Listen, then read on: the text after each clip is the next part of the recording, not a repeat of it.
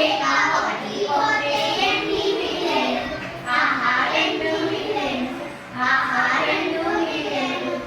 రెండు చిలుకలు రేఖ విప్పగా రెండు చిలుకలు రేఖ విప్పగా రేఖ ఒకటి పోతే ఎన్ని మిలియన్ ఆహా ఎన్ని మిలియన్ ఒకటి మిలియన్ ఆహా ఒకటి మిలియన్ ఒక్క చిలుక ఉండలేక ఒక్క చిలుక